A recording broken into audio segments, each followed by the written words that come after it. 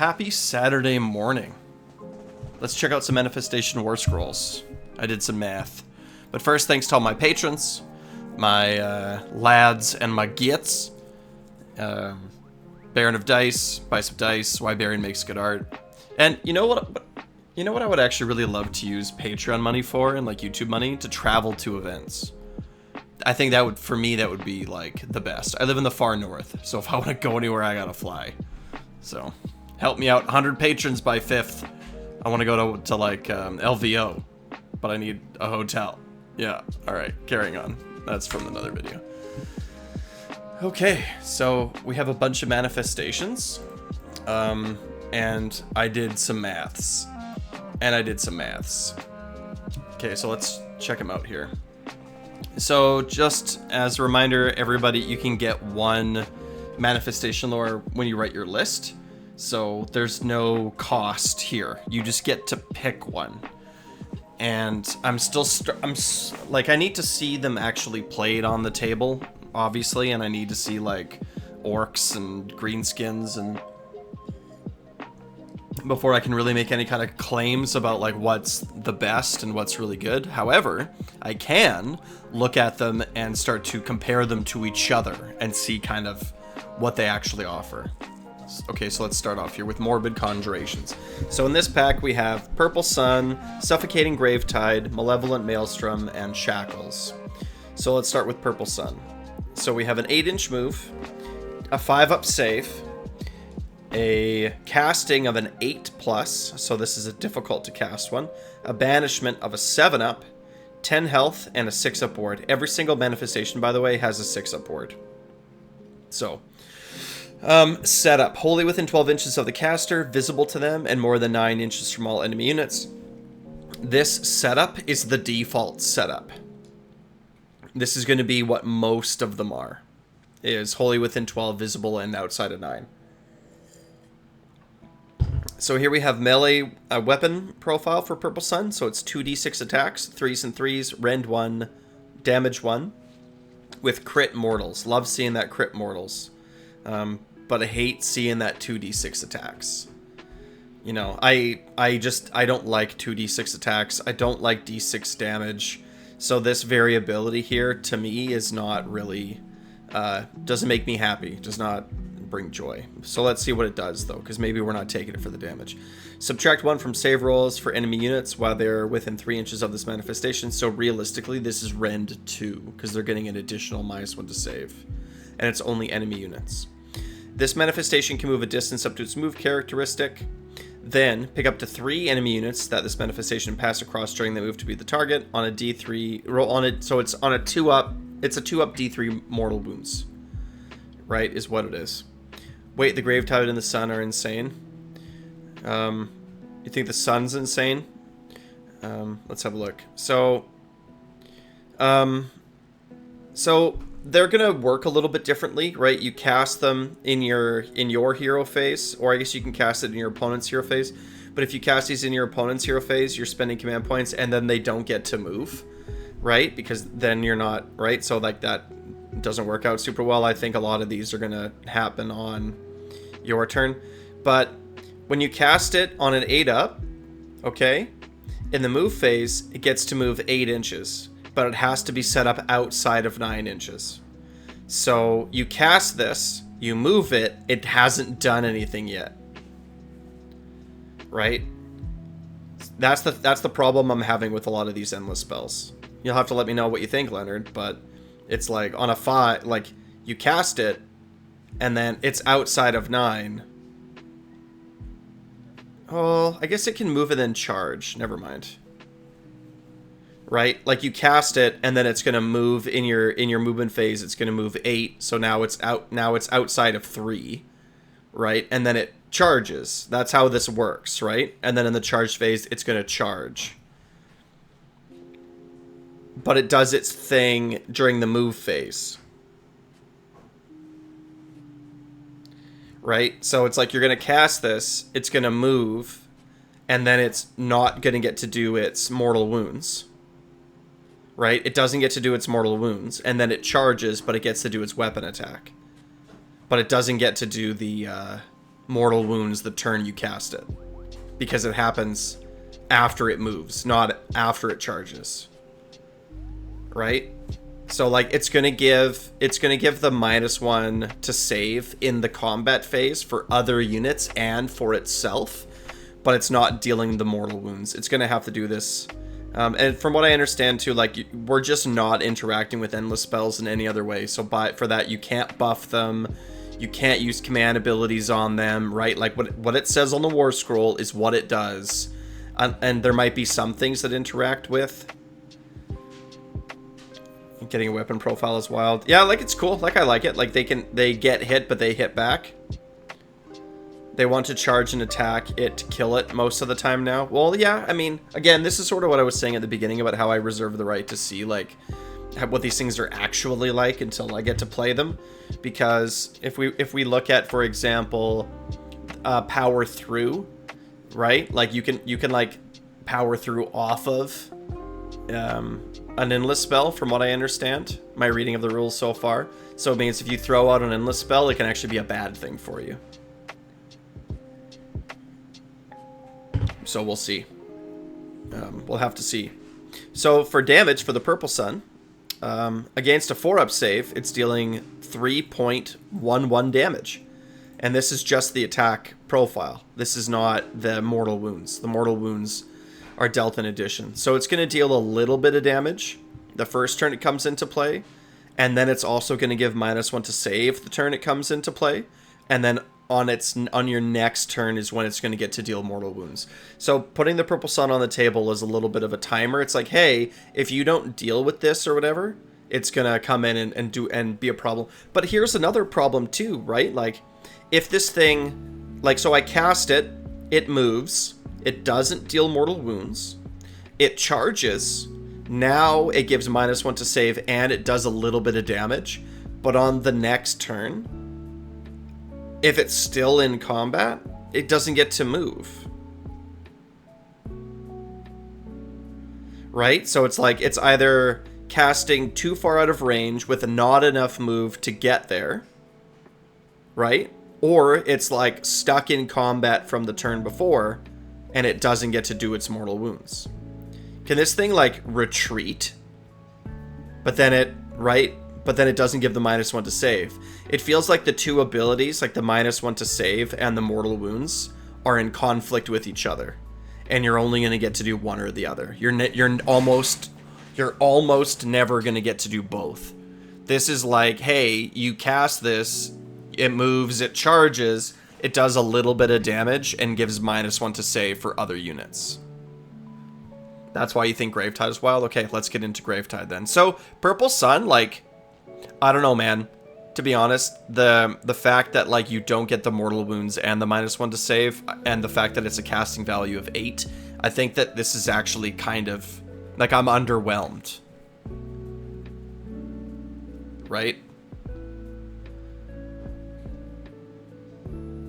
Well, yeah, but that's the thing, right? Like I think one of the ways that we can judge endless spells, because there's so many ways of getting rid of them, one of the ways that we can judge them is what they do immediately. It's like, I'm going to cast it, it's going to move, it's going to do its thing. Like, on my turn, when I cast this endless spell, what value does it give me before the end of my turn? Well, the casting value might be the worst part, and the move, like, this, like, it's kind of slow. I don't think it'll be hard to get down. I mean, it's got a bad save. I think it'll feel bad to shoot and, like, to fight endless spells. I think it'll feel like you're wasting your time. It's like you'll kill it with melee weapons, and then you'll be like, well... Like, I think the Kronspine might actually be good, but we're saving him till the end. Casting value is the worst part. With less wizards and less buffs, it's going to be hard to get down. Yeah. Rolling an unmodified to 8 up to cast is hard. Yeah. Purple Sun does not seem great to me so far. Not gonna lie. I should do a tier list of these things later. Okay, moving on. Suffocating Gravetide. 12-inch move. Now we're talking. 8 health, 6-up save, 7 up to cast, 7 up to banish, and a 6-up ward. So, The move is the important part. So let's see. Set up wholly within 12 of the caster, visible in more than 9 inches from enemy units. So this is the default setup. Okay. Melee weapons, 8 attacks, 2s to hit, 3s to wound, 1 dead, 1 rend, 1 damage, and charge plus 1 damage. See, now we're talking. Right? Now we're talking. So it's like you set it up outside of 9. It moves 12. So, not right? And now you're going to be able to charge with it. Right? And then, so for its damage... Oh, I put these in the wrong order. That's okay. So, Gravetide is going to deal about 3... This profile is going to deal about 3 wounds. However, if it charges, it's going to double, right? Because plus 1 damage, and it's going to deal 6 wounds. And so this is actually quite a bit of damage. 6 wounds is actually kind of... is good for these endless spells. If we look through the... whatever, it's... there's not a lot of big numbers, right? They're all sort of in that, like, whatever. So 6 wounds is a lot of damage already. And again, with 12 move, it's like I'm going to cast it on a 7. It's going to move 12 inches. It's going to charge in, right? It's going to deal... So it's like the probability that it charges is high because it's a move, right? And then, let's see, this manifestation can move up to a distance equal to its move characteristic. It can pass through models during that move. Then, you can pick an enemy unit that this manifestation passed across during the move to be the target. Roll the die for each model in that unit on a 5-up, inflict 1 mortal wound equal to the target. So it's like it's going to charge into a horde, and then it's going to deal 6 damage with its attack. And it's also, let's say it's in a unit of 20, it's going to deal about 7 mortal wounds. So, yeah... We're looking at like a dozen or more damage this thing's going to do the turn that it comes into play. Against a unit of like 20 or more. If it's a unit of like 10, it's going to deal like 2 or 3. It's going to deal 3 mortal wounds, 3.3 mortal wounds. So even if it's a unit of 10, it's going to deal like 9 damage total on the charge. That's pretty good. A unit of 10, you're dealing 9 mortal wounds. That's a unit of Hobgrots, right? It'll take out a unit of Hobgrots, and it'll take out half a unit of Gut Rippas. And you resummon for the charge damage. Yeah, like you throw this out, and then your opponent's like, well, like, I don't want to get rid of it, right? Like, it's gross to get rid of. And so, like, if they don't get rid of it, it's just going to be this big base that's sitting there in the way, super annoying, right? And then it's still gonna get to do its like horde busting thing. Because it's really big, right? And then if your opponent doesn't get rid of it, it'll be annoying. And if they do get rid of it, you're like, well, I'm gonna throw it at you again, I suppose. But that first turn that it comes out, I think is when it's gonna be the most impactful. Because like against a horde, it'll get rid of a bunch of models, hopefully, and then it'll be less impactful. There'll be fewer models to roll 5-up.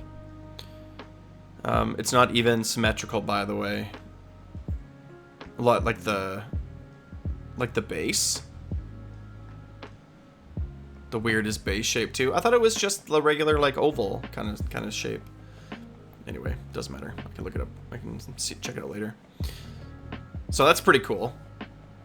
It's made of paper. Yeah. 6-up save, 6-up ward, 8 health. Yeah, kill this thing, please. Right? Yeah, it's oblong. It's like a bean. Oh, is it really? Yeah,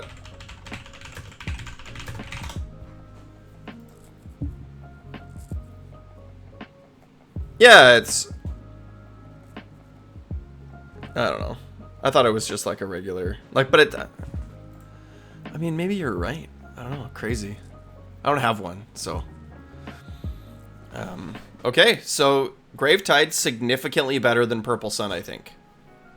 I think Gravetide is actually looking really sick. You know, 2s to hit, 3s to wound. One side's a little fatter. Okay, moving on. Malevolent Maelstrom. So 8-inch move, 6-up health, 6-up save, 6-up cast, 7-up banish, 6-up ward. So here we're seeing one with a casting value lower than the banishment, so that's cool. Huge stonks on the tide, yes. So the setup is the standard, within 12, visible, and outside of 9. Melee weapons were in that stupid 2d6 again, 2s and 3s, 0 rend, 1 damage, but it has crit 2 hits. So just that damage is going to be like 2 or 3 from this profile. So not a lot. Sometimes it'll totally whiff. Sometimes it'll explode, right? 2d6 is incredibly... So, I mean, like, it's actually kind of okay, because if on average you're only expecting a couple, damage, then when you get 0, you won't feel that bad about it, because you're like, well, this thing doesn't really hit. That's not really its role, is to deal melee weapon damage, right? Its role is to do the rest of its ability, and then every once in a while you'll get 11 attacks, right? And if you do 11 attacks, actually, let's just look this up real quick. So if you get 11 attacks, let's say 12 attacks. We'll go for the max. What is it? 2s and 3, 2, 3, 0, 1. 2, 3, 0, 1. So every once, oh, and then it has like crit. It has crit 2 hits. So let's go exploding to hits. Yeah, 4. Never mind. It's never really gonna spike. It's never really gonna spike. So who cares? Okay, let's see. Give this manifestation 1 Maelstrom point for each time this manifestation is set up. So when you cast it, it gets 1 point. Each time a unit successfully casts a spell while it's within, not wholly within, 12 inches of this manifestation. Each time a model is slain within 12 inches of this manifestation can have a max of 6 points at once. Okay, so you summon it, that's 1. You cast another spell, that's 2. You move it and something dies, that's 3. So I think that this thing will likely take the vast majority of the time at least 2 turns before it can actually do anything. So I think on your turn, your second turn after you've cast this. So you have to think about that. So you're going to go, your opponent's going to go, and then you're going to go again. And then at the end of any turn, so probably at the end of your second turn, if this manifestation has 6 Maelstrom points, pick each unit, friendly or enemy, within 9 inches of it to the target. Roll a die for each target. Within 9 inches. On a 2-up, inflict an amount of mortal damage on the target equal to the roll. So it's 2-up d6. For everything within 9. So this is like, you really have to send this out. These things are crazy. These things are crazy. I've always felt that the Maelstrom is like kind of crazy. I think someone will probably like this. But I don't think this is like really good in every army. I think that you have to be like casting a lot of spells, and you have to be losing a lot of chaff.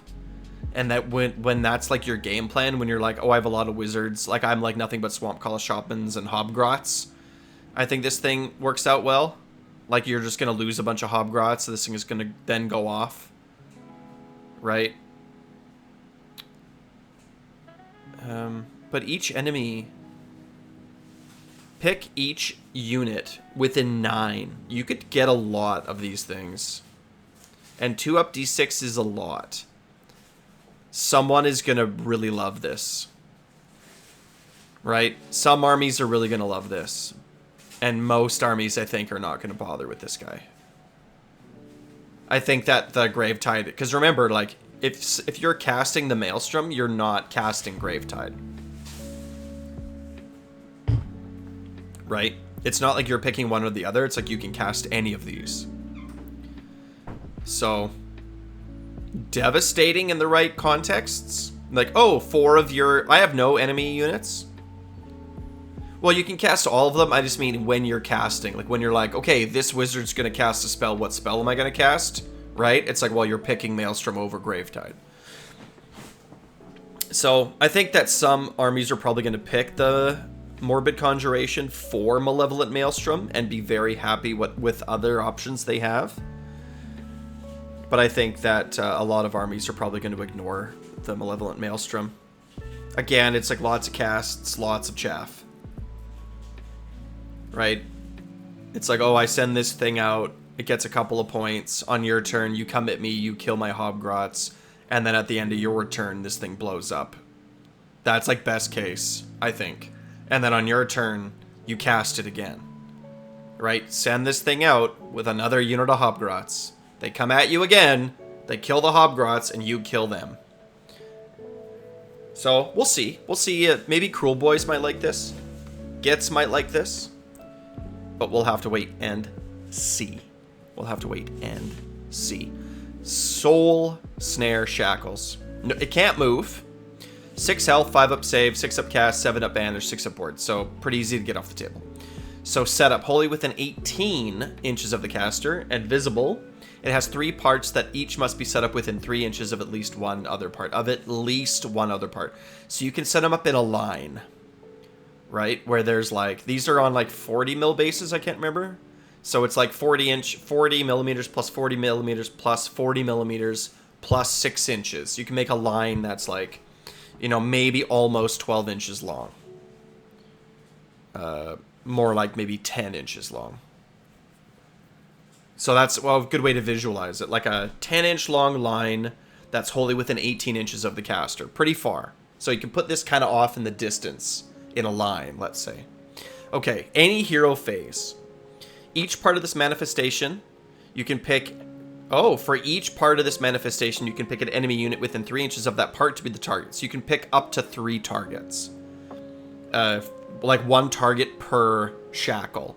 You cannot pick the same unit to be the target of this ability more than once. Fair.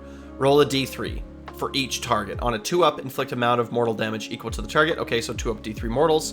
And subtract a number of inches equal to the roll from that target's move characteristic for the rest of the turn. So this is absolutely devastating for slow armies. For slow armies, this hurts a lot. Imagine brutes getting minus d3 move. Right? Right, it's not 1 or... It's not 1, because if it's a 1, it's 0. No.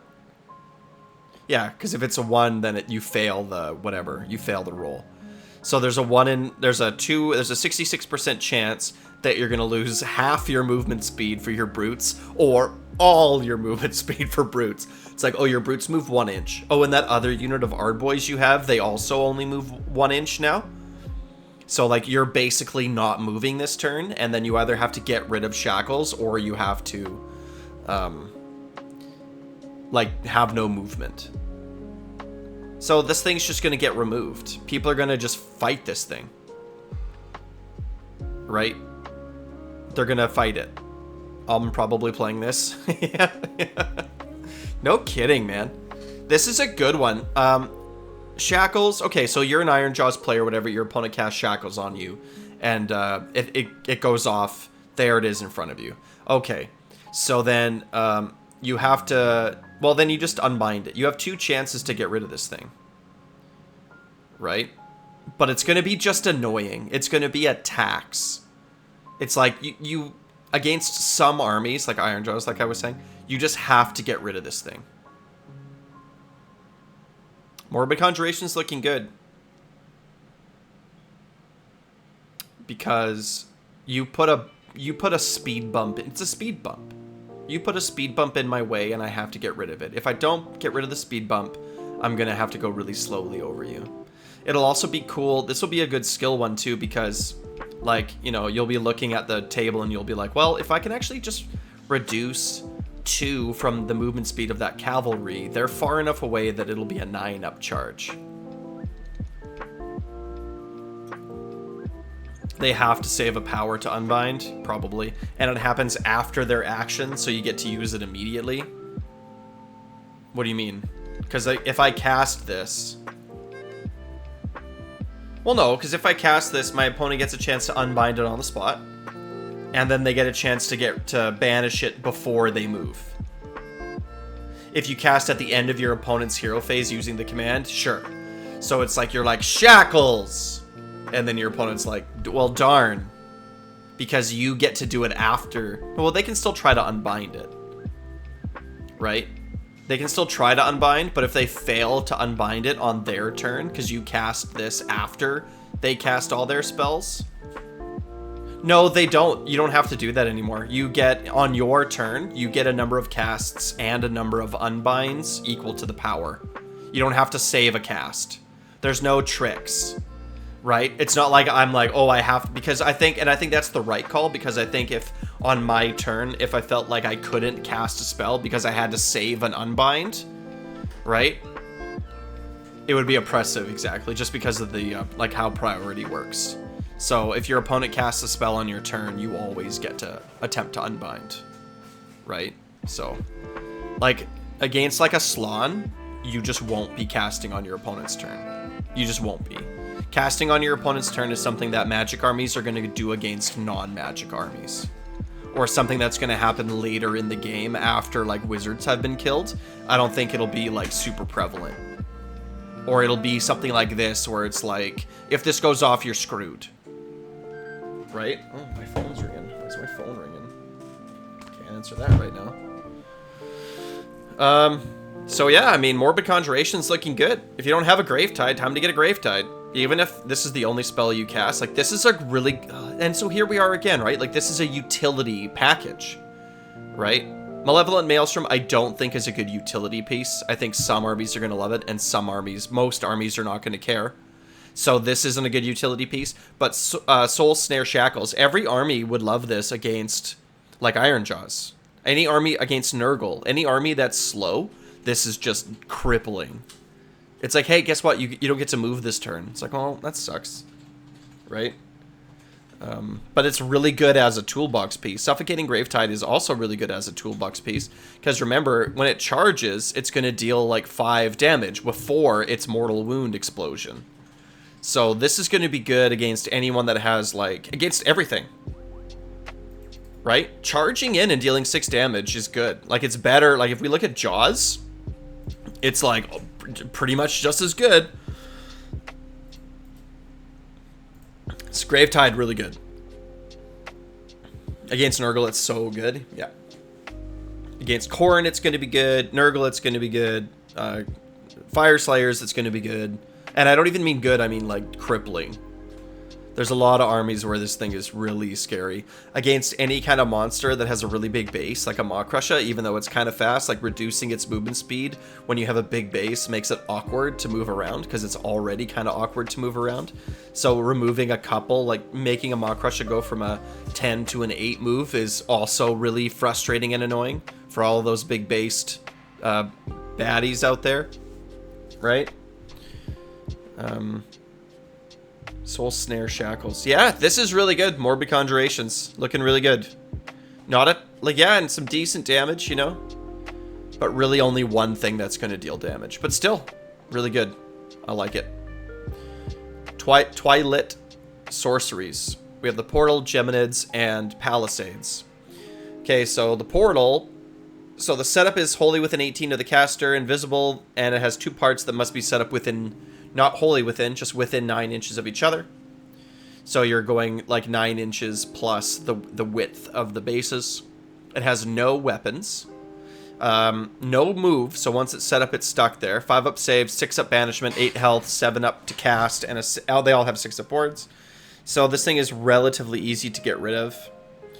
Effect. The next time the target summons a non-summon spell, so non-manifestations. This phase, the next time the target uses a non-summon spell ability this phase, add 1 to the casting value of that spell. So the spell gets 1 harder to cast. When picking targets for that spell, you can measure range and visibility from either part of the manifestation instead of from the caster. And your opponent can measure range and visibility to either part of this manifestation instead of the caster for the purposes of unbind abilities. Hey, how you doing?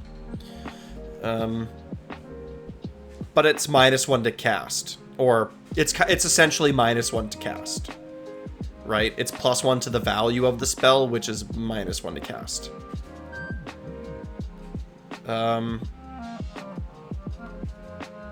So really strong wizards are gonna like this.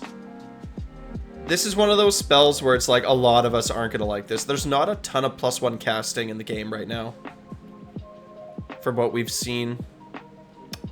So getting -1 to cast kind of sucks. Oh, t'es français? Je savais pas. Peut-être je peux faire un peu de cette broadcast. Je sais pas le mot pour ça en français. Skaven likes this. Well, some armies are really going to like this. I think some armies that have like good debuffs that have relatively short ranges and that are easy to cast. Like if you have a good and like an unlimited spell or whatever, that like is a good debuff but a bad range. Like we've seen them, like Gitz has one, like Itchy Nuisance, right? It's like 12 inches.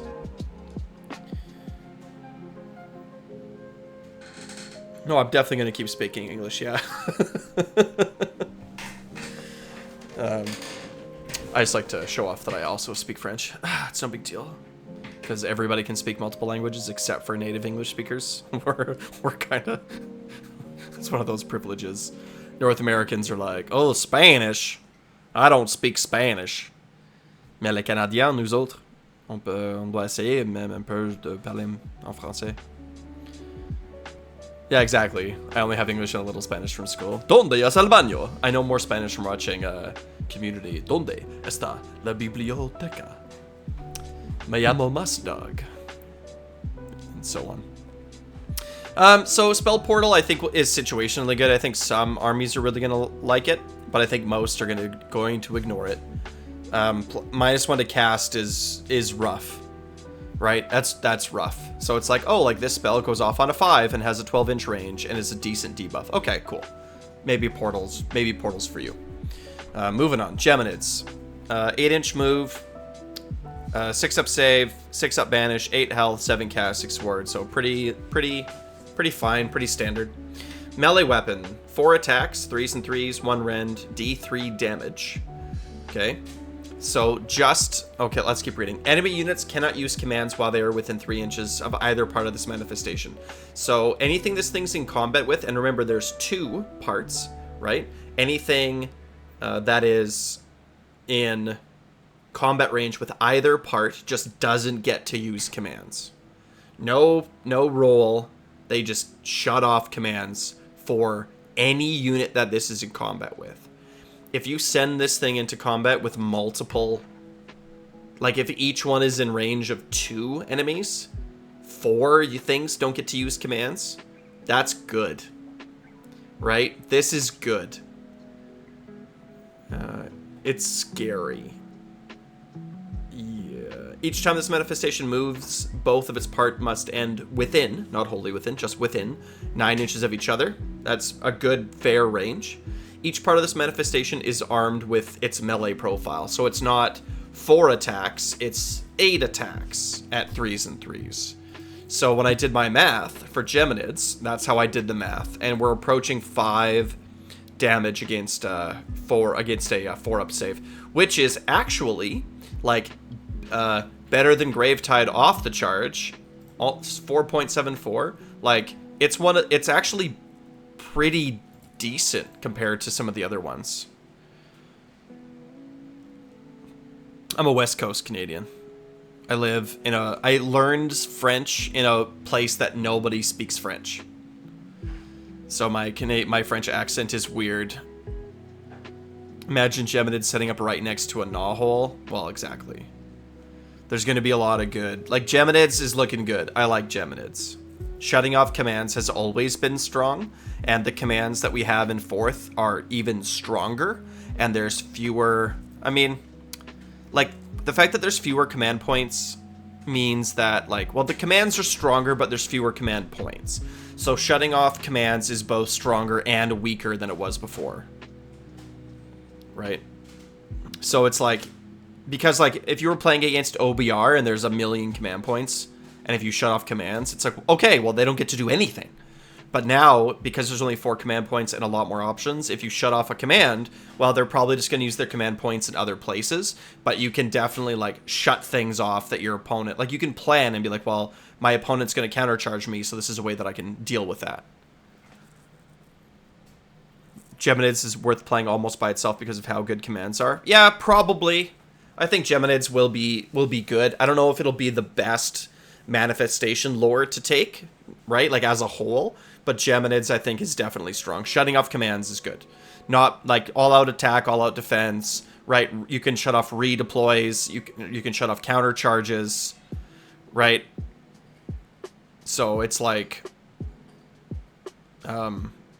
it'll definitely have its function.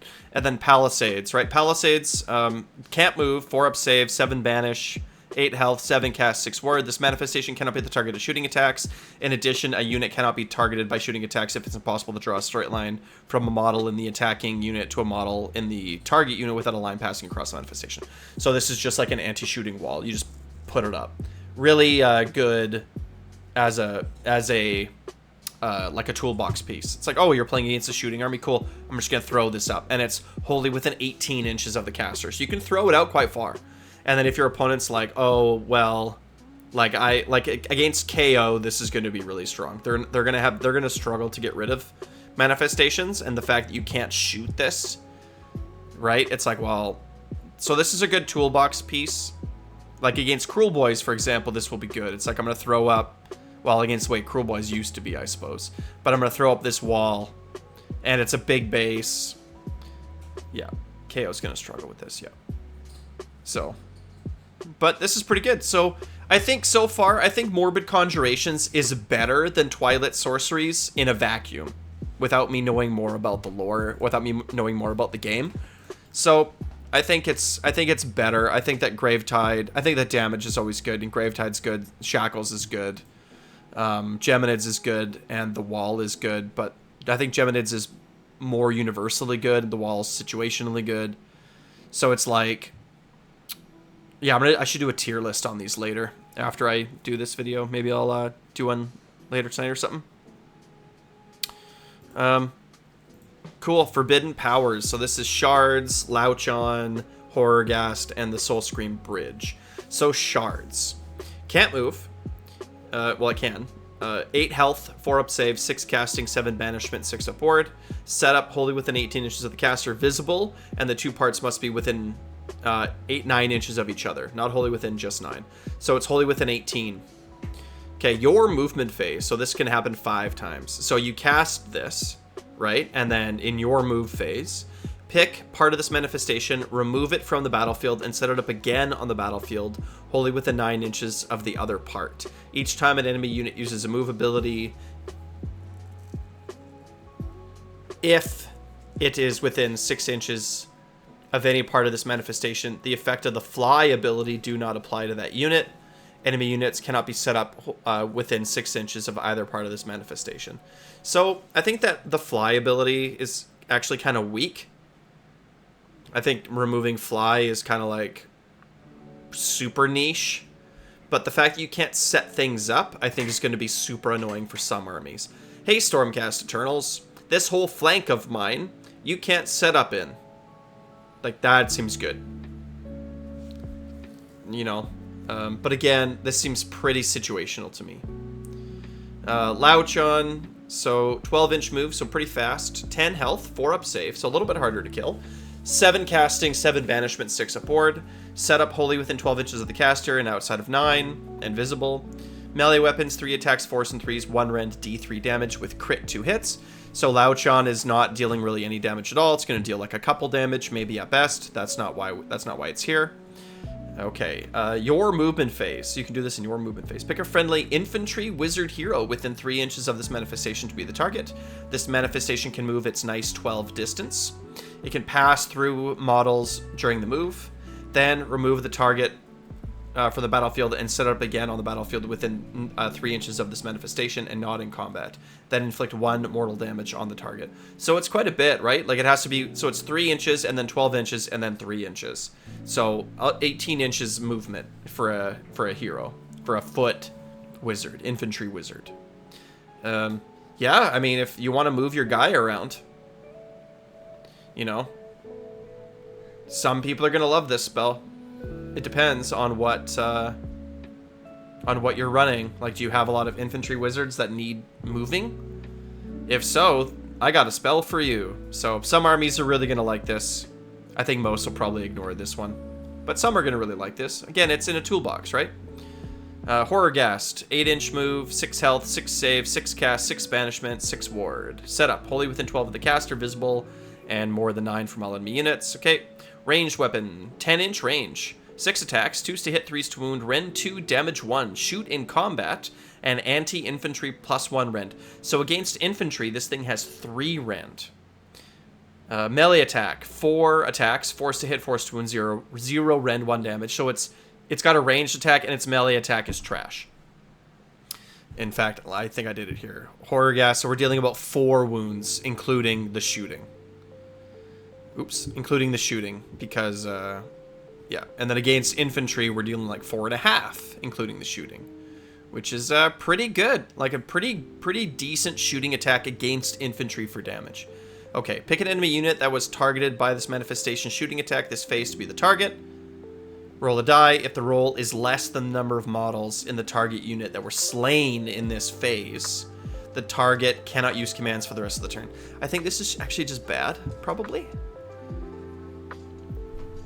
If the roll is less than the number of, not less than or equal to, it has to be less than the number of models in the target unit that were slain this phase, the target cannot use commands for the rest of the turn. Pick an enemy unit that was targeted by this manifestation shooting attack this phase to be the target. So you have to do it at the end of the shooting phase. If the roll is less than the number of models, but it's only going to deal like 3 or 4 damage. Right? Like against infantry, it's only going to deal 3 or 4 damage. So then, let's say best case scenario, they're a 1 wound, like 6-up save infantry unit. You have to still roll a 1, 2, 3, or a 4. And then they can't use commands. Why wouldn't you just use Geminids? Like if your goal is to shut off commands, like this thing is only going to be good in like 1 wound, bad save infantry units. And then who cares if you shut off their range profile? Yeah, it's less. This thing is not good. I think that this is actually an F tier Warscroll.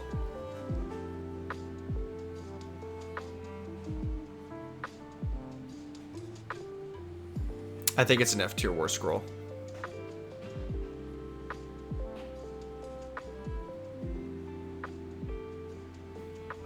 Because it's not dealing a lot. It's not dealing a lot of damage. Against infantry, it deals okay damage, but it's not going to do better damage. It's actually might be one of the best shooting damage guys. Okay, well maybe not F tier, but it's like you're gonna want to shoot. Right? So it's like you don't want to get in, like you cast this and then it gets to shoot. And then there's a chance it gets to turn off commands. I don't know. Well, and that's the thing. It's like, okay, against MSU reinforced infantry could be okay. Exactly. It could be okay. I don't think it'll be good. Like, ever. Right? It's like, oh, perfect. I'm gonna shoot this into Hobgrots. Oh, great. The Hobgrots don't get to receive commands. It's like, well, like, okay. Well, they're just gonna do something else, I guess, because there's lots of. They only have 4 points and they have lots of options. Right? Like shutting off commands, I don't think is. It's probably weaker.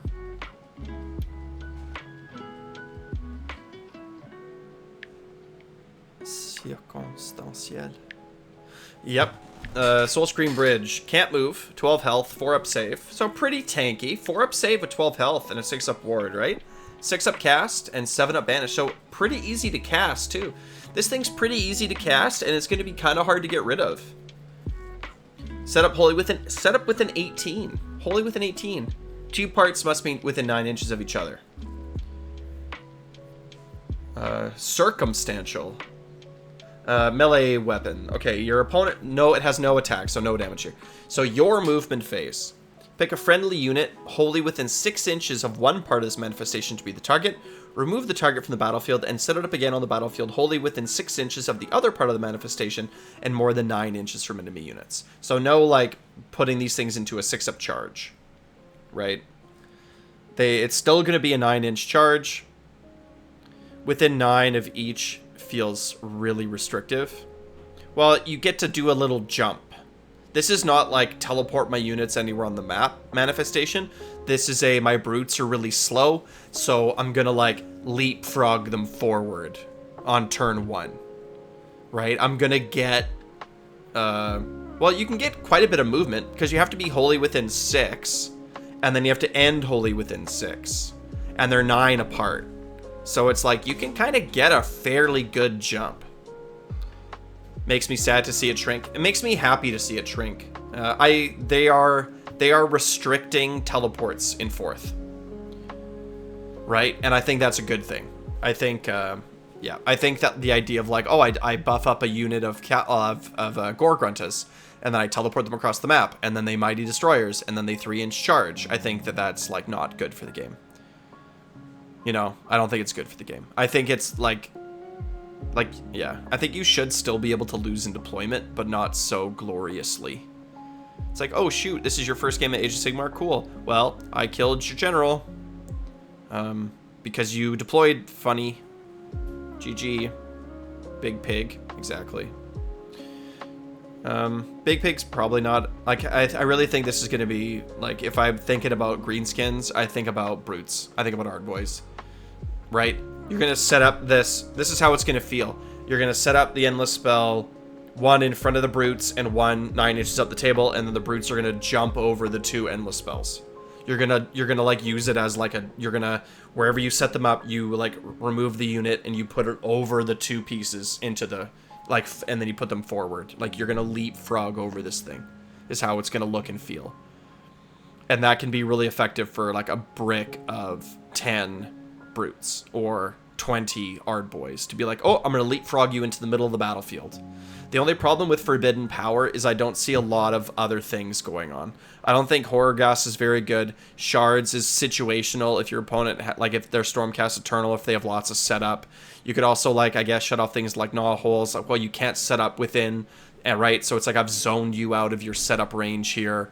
Stuff like Sylvaneth, right? You'll put it and you'll be like, well, you can't set up here anymore. And then Lauchon will be like, well, is this important to you? You know? So it's like you're all in with Soul Scream and you're dealing pretty much like no damage with this lore as a whole. So I think this is worse than the other two. I think Forbidden Power is probably worse than Twilight, is worse than Morbid Conjurations, because Gravetide is really good and Souls and Shackles is good.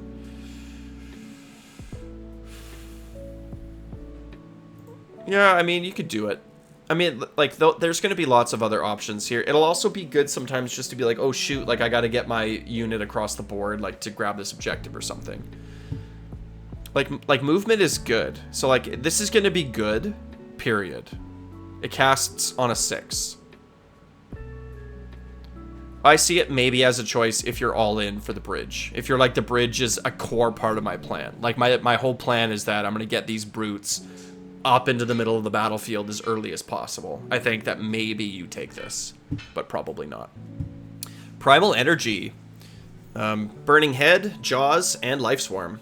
So Burning Head, 8-inch move, 6-up save, 6-up banish, 6-up health, 5-up cast, 6-up health, 6 health, 5-up cast, 6-up ward. Set up wholly within 12, visible wholly outside of 9, right? Pretty standard. They have a ranged weapon, 10-inch range. So this is actually kind of cool, right? Because you set it up wholly within 12, and then it can move 8 inches, and then it can shoot 10. So its threat range is quite high, right? 8 plus 12 plus 10 is 30. So that's quite a big threat range. D6 attacks, which is trash. 2s to hit, 3s to wound, 2 rend. 1 damage, shoots in combat. Anti-war machine, plus 1 rend. Melee attacks, 2d6 attacks, terrible. Hate that 2d6 attacks. 2s to hit, 3s to wound, 2 rend, 1 damage, and anti-war machine, plus 1 rend. So this is just straight up an anti-war machine. And then after it shoots, it takes 1 damage. And you can't ward it off. So it's like, okay, so it shoots and it takes the damage. But that's okay, because either your opponent is going to remove this thing from the board, and then who cares about the 1 extra point of damage, because it just means next turn you get to cast it again, right? And then it casts and moves and shoots again, so who cares? Go ahead, get rid of it. So that 1 damage doesn't matter. It won't be relevant to this Warscroll at all. And then let's look at what it actually does for damage. So the Burning Head. So we're looking at 5 damage, which is pretty good. I think a lot of that's going to be from the ranged attack, right? Because it's got 2 rend. They both have 2 rend. Okay. All right. And then against War Machines, we're approaching 6 damage. So this is a good toolbox piece, right? If you need something shot, if you have no shooting in your army, or if there's something that just needs to kind of be shot to death, this thing can throw a few more damage into it, right? D6 attacks though, Blick. Ugh. Yeah, when you roll a 1 on this, it's gonna feel bad. But if you're gonna shoot and then charge into a War Machine, I think this thing is probably good. This thing's probably good going into a War Machine. So, well, good toolbox piece. Hey, you have like 3 War Machines, so I'm gonna throw Burning Heads at you the whole game. That's good. This is a good toolbox piece. Gnashing Jaws. 3d6 move. 5 up save. 7 banish. 10 health. 7 cast, 6 support. Fast. Relatively hard to kill. Not super hard. Okay. Set up Holy within 12. Outside of 9. Melee weapon, 10 attacks, 4s and 2s, 1 rend, 1 damage, but charge plus 1 damage. Love me that charge plus 1 damage. So this is any charge phase. If this manifestation charged this turn, pick an enemy unit within 1 to be the target, roll 10 dice. On a 5, inflict 1 mortal wound on the target. So this is, when it charges, inflict 3 mortal wounds. Each time this manifestation is targeted by the banish ability, if it would be banished, it is not banished. Instead, deal 6 damage point to the target. Word rolls cannot be made. Right, so you're gonna if there's a couple Warscrolls that are like this, where if you try to banish them, they don't, they just take 6. So it means that, like, once it hits the table, it's going to be annoying to get rid of. 3d6 move is kind of annoying, right? Like, there's no reroll anywhere here. So when you roll really low, like when you roll less than 10, it's going to feel kind of bad. But when you're rolling like 15, 16, it's going to feel good, right? You basically want to cast this thing and you want to charge it in, and then you want it to die. You want your opponent to deal almost enough to kill it, and then spend a banishment to get rid of it. And then you just cast it again. Because on the charge, it's going to deal... like 9 wounds. A few of them are going to be mortals, but on the charge, it gets plus 1 damage, and it does D3, or it does like about 3 mortal wounds, right? You roll 10 dice. And this thing can spike. This thing can spike, right? Because it does have 10 attacks. So if you roll a bunch of your to hits, if you spike on your to hit rolls, it's 2 up to wound. Right? This thing can spike. This thing will find its way sometimes into squishy targets and blow them up. And it doesn't have like plus 1 rend against a type. It's just, it can move pretty fast and it charges in and blows things up. This thing's actually kind of scary. I think this thing's good. I think every army can take Primal Energy just for the Burning Head and the Jaws. Like, damage is good. Everyone likes damage. Right? This thing casts, or the head casts on a 5 and Jaws casts on a 7. Not super difficult to do. Right? The War Machine counter from the head, and then the Jaws just kind of hitting things, like all things, equally well. It's good. Primal Energy. This is probably the one I think that a lot of Orc players will take, because who doesn't just want more damage? Right? That's kind of our aesthetic. It's like, here's Jaws and here's whatever. And then we do have big monsters, which brings us to Life Swarm. So 8-inch move, 6 up save, 7 banish, 5 health, 6 cast, 6 ward. So pretty easy to get rid of, right? With a 6 up save and 5 health. So if you hit this thing, it's going to die. Banish on a 7 though. So set up Holy within 12 and outside of 9. Doesn't matter. Melee attacks 2d6, which is bad. 4s and 4s, 0 rend, 1 damage. Anti-infantry 1. So Life Swarm's basically dealing like 1 damage against infantry. So it doesn't matter, right? It doesn't do damage. That's okay. At the end of any turn, you heal 3 to this manifestation, which is bad because it's just gonna die. With a 6-up save, a 6-up ward, and 5 health, you're not gonna heal this thing. It's either not gonna have taken any damage or it's gonna be dead. And then in your movement phase, you can pick a friendly unit within 3 inches of the manifestation and heal it 3. You have to be pretty desperate for healing to cast this, I think. Right? You can only do this in your movement phase, so it can heal you 5 times a game. And, right, you're going to cast it in your phase, you're going to stick it next to something, and it's going to heal them 3, and that's going to be it. You've got to put this in cover. I mean, sure. Again, I think this is going to be like, oh geez, I really want to... Imagine a spell, okay? Imagine a spell that cast on a 6, right? You pick a target that is within 23 inches, and you heal them 3. That's what this is. Pick a target within 23 inches on a 6-up cast, heal them 3. Is that good? Like, but like that's a genuine question. Is that good? Right? Because yeah, 23.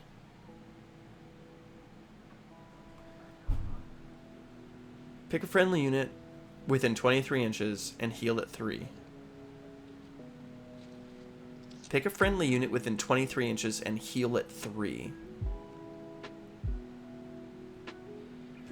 Not D3, not D6, just 3. I think it's good. Is that good? I have nothing to compare it to. I think it's good. And then it dies. And then you cast it again. You set it up. You move it. You heal.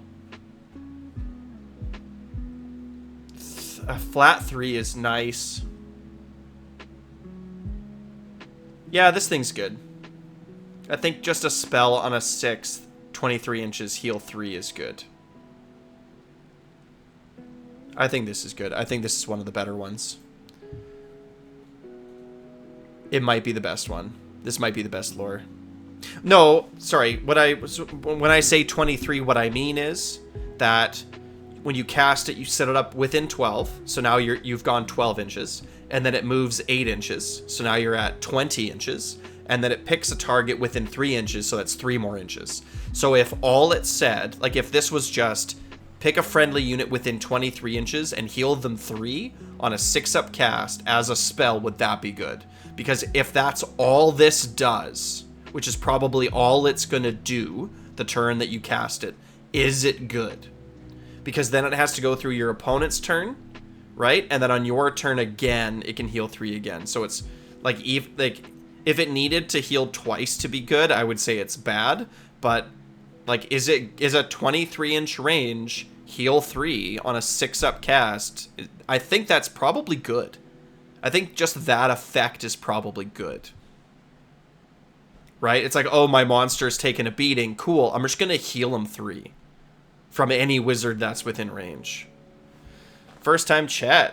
Welcome. Put it behind a monster and heal 3. That is good. With Fix in D3 or 3, you heal that monster a max of 6 health. Yeah, I mean, like, and healing 6 is a lot. Healing 3 is quite a bit. I think this is good. Put it behind a Maw Crusher, put it behind a Sludge Raker, put it behind a Vulture and heal 3. Put it behind a Pig and heal 3. Could be a saving spell. Yeah, I think it's good. I think Life Swarm is good. Everybody now has a healing spell. Jaws is good, Burning Head is good, Life Swarm is good, Primal Energy is good. I think Primal Energy is probably the best lore. I think it's probably the best lore so far that I've seen. Okay, Aetherwrought machineries. Cogs. No move. 4-up save, 7-up banish, 6 health, 6 cast, 6 ward. Set up wholly within 12 inches of the caster invisible. Has no weapon attacks.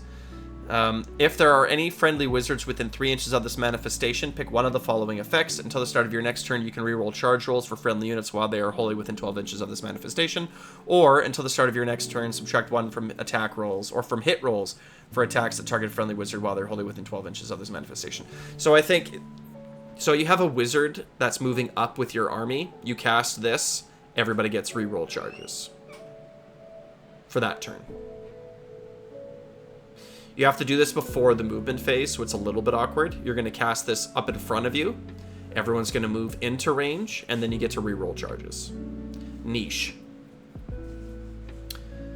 When you want a reroll charge, and you have more casts than you do, and then you do command points, or if you're going to bring in multiple units, this is okay. This is niche.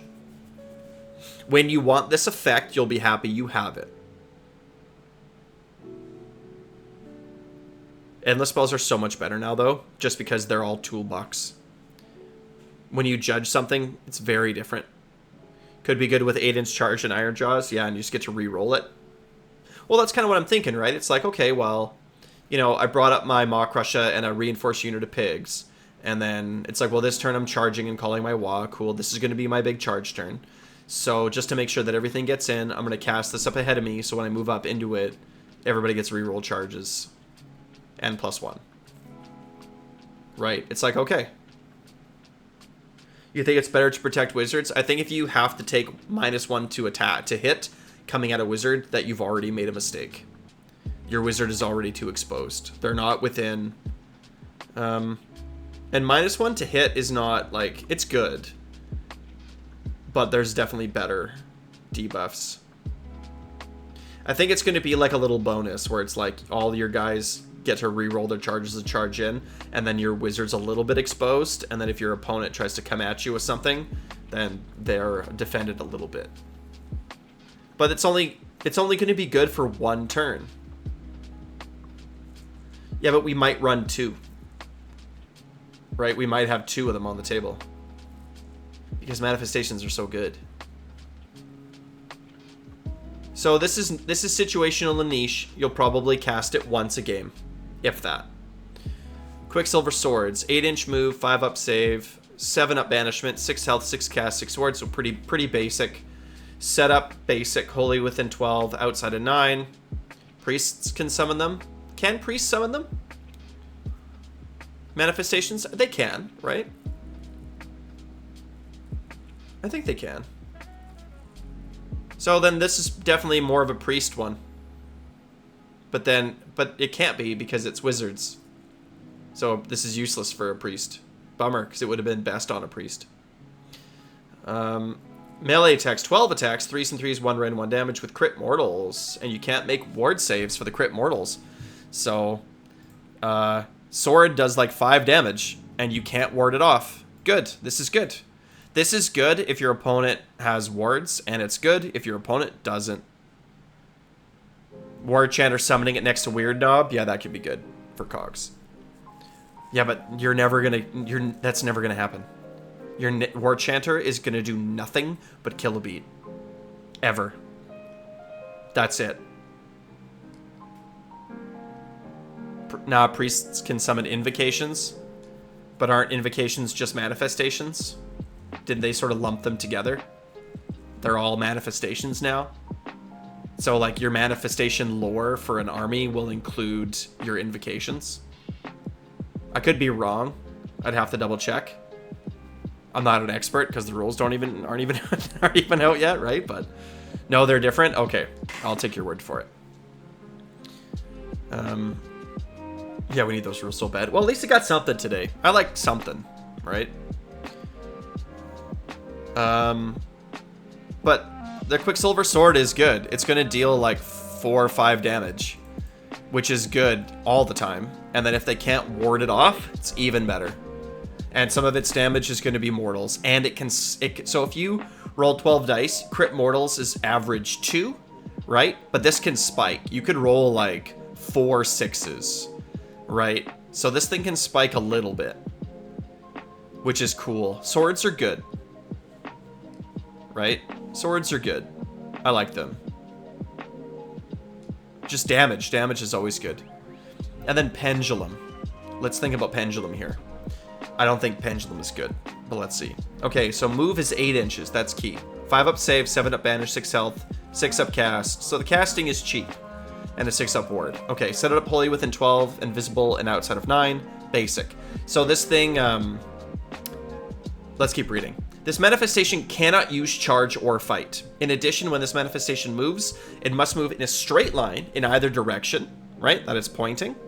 This manifestation can move a distance up to its move characteristic.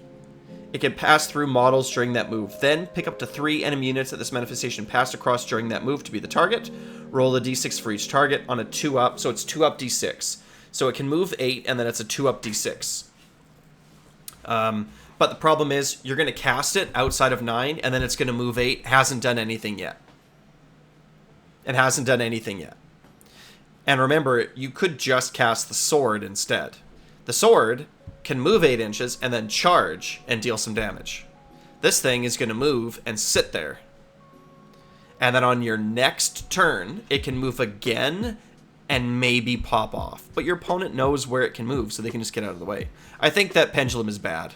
I think that like the idea that 3 enemy units can all get 2 up d6 is tempting, but I just don't think it's going to happen. I think if your opponent knows on their turn, like if on my turn I cast this, it doesn't do anything. Right? It doesn't do anything. It moves. And then on my opponent, yeah, but it doesn't do anything on the turn I cast it. So I have to cast it, and it's not going to do anything. My opponent gets to try to unbind it. Then it's my opponent's turn. They can try to dispel it. They can fight it. They can shoot it, and it only has a 5 up save and 6 health, so it's just going to get removed off the table. And then on my second turn, this thing can then move and then maybe deal a bunch of damage. But the better position that my Pendulum is in to kill my opponent's stuff, the more motivated my opponent's going to be to remove this from the table. So the better this is looking, the more likely it's gone. And then if my opponent's like, oh, well, I'm just going to like scoot my guys out of the way, no big deal. It's like, well, now it's done nothing. I can't see this as being cast over the Quicksilver swords ever. The swords have to be on the table and not an option. This is your last, this is the last thing in the list that you're casting. Like, you're like, well, I have 6 casts and I've run out of good options. Cast Pendulum. But just, like, it's just worse than the sword, I think, in every possible way. It's just not going to hit. It's just never going to hit. Your opponent's going to remove it from the table, or they're going to get out of the way. It doesn't do anything the turn it comes into play. It can't charge. It moves 8 inches, it stops, and then it's gone. The end. The swords move 8 inches, and then they charge, so they move much further, and then they fight. And then your opponent's like, geez, and then they get rid of it. But it did something. But Pendulum's not going to do anything. Too bad, because I loved Pendulum before. But I think this is probably maybe the worst one. The worst one.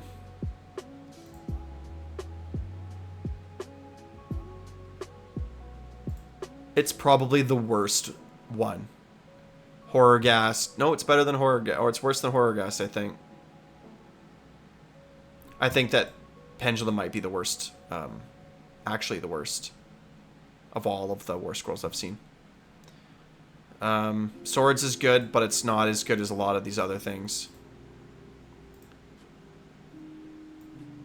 Oops. I'm either going to put it close to the bottom or at the bottom for the whatever. Cronspine. Cronspine's a little different. 10-inch move, 4 up save, 8 up to banish, so it's difficult to banish. Some armies are going to struggle to get an 8 up. Okay, 12 health is a lot of health, so 4 up save, 12 health, and a 6 up ward. It's on an 8 to cast, so you're going to need a little bit of help to cast this. Some bonus to cast would be nice here. Wholly within 12, invisible, and outside of 9. Pretty basic. Melee attacks, 6 attacks. 4s to hit, 2s to wound, 2 rend, 3 damage. Anti-manifestation plus 1 rend. So, against manifestations, it's going to deal 7.5 damage. Against non-manifestations, it's going to deal closer to 6. But 6 damage is nothing to sneeze at for 0 points. If we're comparing it like... So if we're just comparing it to like damage, for example, we could compare it to, let's say, Jaws. When Jaws charges, it's going to deal like 9 damage. Right? Kronspine's going to deal 6. But going to deal less damage than Gravetide against hordes. But it looks like basically more damage than every other thing. So if we're just thinking about this as like, I cast it, it moves 10, it charges, it deals damage, it's going to be dealing more damage than a lot of the other manifestations. Right? So already, it's like this thing is just as a straight up one-shot damage is actually pretty good. Right? There's no other option, so you lose that toolbox feel. Right? Okay. If this manifestation destroys an enemy manifestation this turn, heal 6. That's a lot. Each time this manifestation is targeted by the banish ability, if it would be banished, it's not. Instead, it takes 6. You can't ward save it off. So it has 12 health, so you have to banish it twice, or you have to banish it once and deal 6 wounds to it. That's pretty good. It's hard to get rid of. You can add 1 to the number of dice rolled when making a charge roll for this manifestation to a maximum of 3, while it is within 18 inches of an enemy manifestation, but if you do so, it must end the charge within 0.5 of an enemy manifestation. So, if there's a manifestation next to a unit, you can do that. Does it fly? If not, it will be problematic for this purpose. I mean, for eating manifestations, it'll be problematic if it doesn't fly? I don't think it does fly. Maybe they all fly? Well, I think a lot of manifestations are going to be out in front of the army. This is obviously the anti-manifestation manifestation. Also, so against manifestations, I should have just done this before, I think. But I sort of laid out all the manifestations and their save and their health. So it's like Kronspine against, so on a 5-up save, it's going to deal 7.5. On a 5-up save, it's going to deal 7.5. It kills Shackles. It kills Portal. It kills Swords. It kills Pendulum. It just eats these things, on average. Oh, can I turn... Sorry, can you turn that off? Sorry. No, I know. Against a 4-up save, it deals 7.5. So, I mean, it'll kill a lot of these manifestations.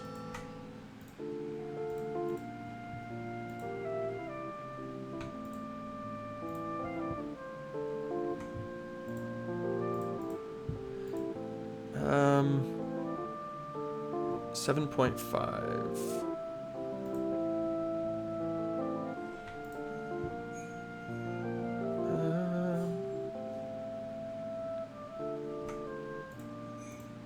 Oops. It'll eat Maelstrom. It'll eat a lot of things. Right?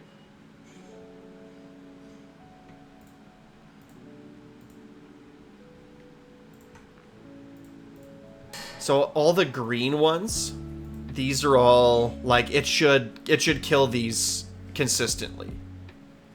Right? It should be dealing more damage than it should just be on average killing it.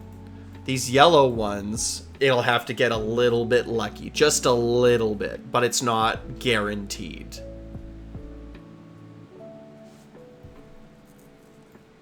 And then Purple Sun, Lauchon, Bridge, Jaws, and other Cron Spines need another thing to kill the manifestation. With Cron Spine and Bridge being even more difficult than the rest.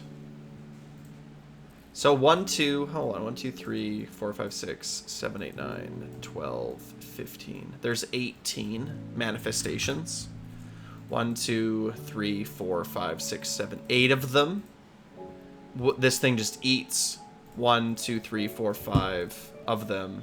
So like 13 of them, this thing should be able to deal with pretty easily.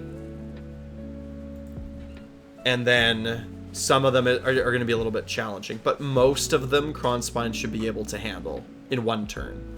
I think that the 3d6 charge and then being relatively consistent at removing manifestations means this thing is annoying. I think 3d6 charge is like really good if you have to re-summon this guy. If you have and it's also more than that too, if you have a endless spell out in front of you and I throw a Cron Spine at you, he's probably gonna make it there the turn I cast him. And he can pile in and fight non-manifestations. Okay? And he's gonna deal, you know, like some damage. He's gonna deal like 5, 6, 7 damage. So like being able to do that, I think it's good. I think the Cron Spine's good. It has a big base, correct. It gets in the way. It's something your opponent has to deal with, and it's kind of hard to deal with. I wish it had like a defense against manifestations. Like I wish it had like 4-up ward against manifestations, but I understand why they didn't. So I think it's good. I think it's good. I think it's different.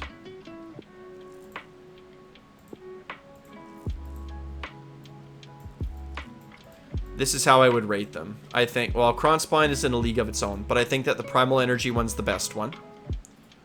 I think Morbid Conjurations is second. Twilight Sorceries is third. Aetherwrought Machineries is fourth. And the worst one is Forbidden Power. You really have to want Bridge. You really have to want Bridge for this to be playable for you. Bridge has to be an important part of your plan. This one's not very good. Cogs is like a once per game. Pendulum is trash. This is trash. And then Quicksilver Sword is good. Geminids is good. Palisades is situationally good. And Umbral Spell Portal is good for some lists. Gravetide is amazing. Always good. Maelstrom for some armies. Purple Sun, probably not. And Shackles is good against some enemies.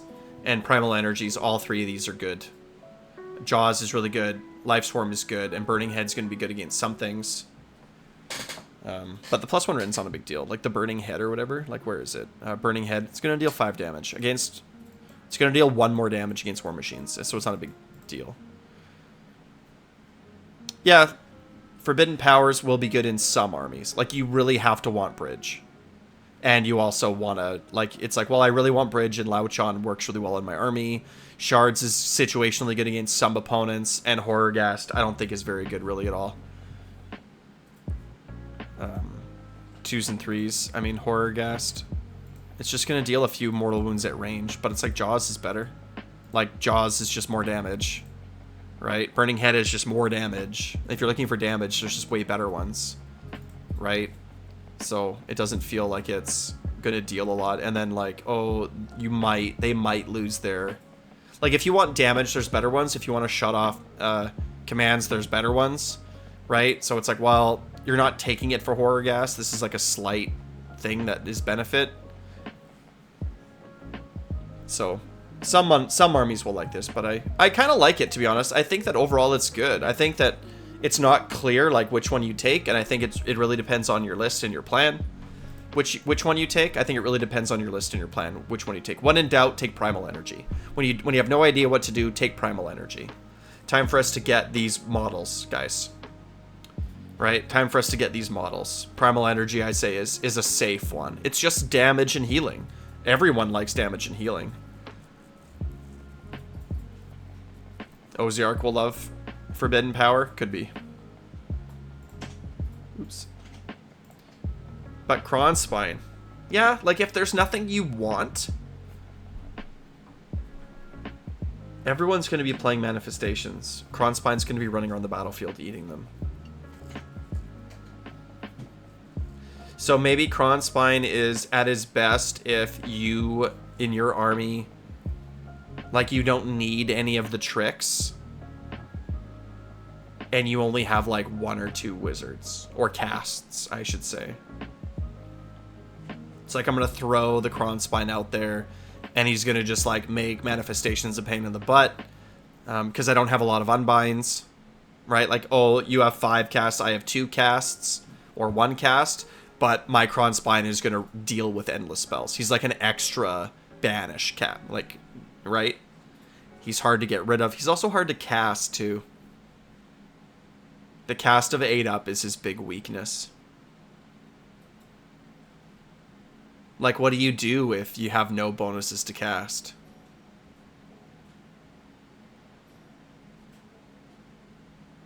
Like, what if Ironjaws have no bonus? Well, I have, instead, I have this lined up, ready to go to be printed. If I want to have a Kronspine, I'm just going to have my buddy print me this instead. Because I don't want to pay the price of that for, like, all my endless spells are being 3D printed. I don't have to bring GW products to where I play. So, this is my Kronspine.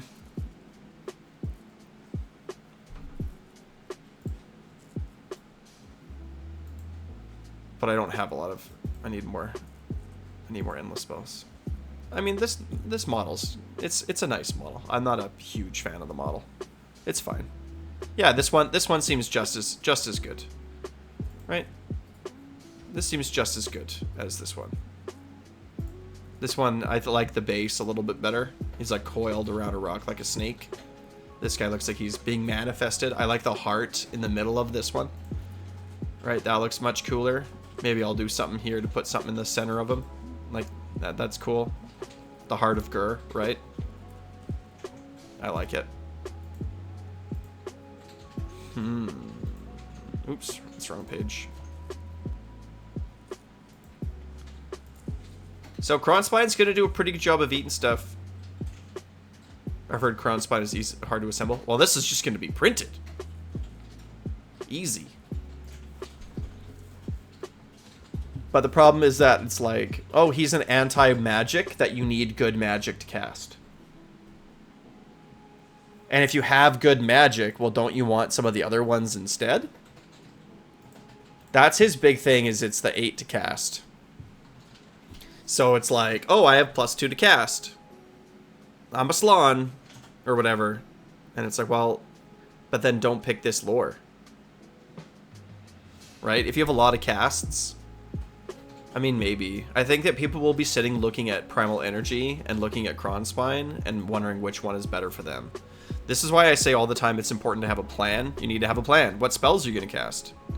If you're like, well, I actually have tons of great spells in my lore and I don't really need the manifestation lore very, very often, well, maybe Kronspine's the right call for you then.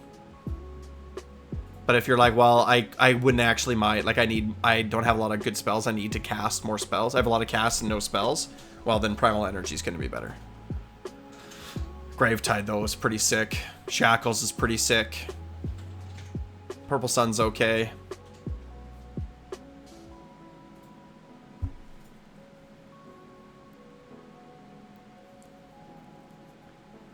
Purple Sun's okay.